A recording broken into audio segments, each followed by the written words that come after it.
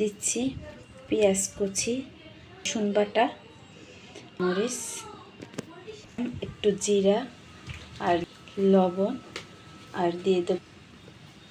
এবার এটা হচ্ছে গাছের এই আমড়াটা দিয়ে দেব।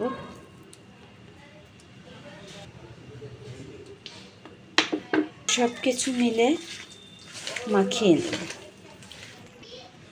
সব কিছু হাতে মাখিয়ে নিয়েছি। এখন দিয়ে দেব পরিমাণ মতো পানি।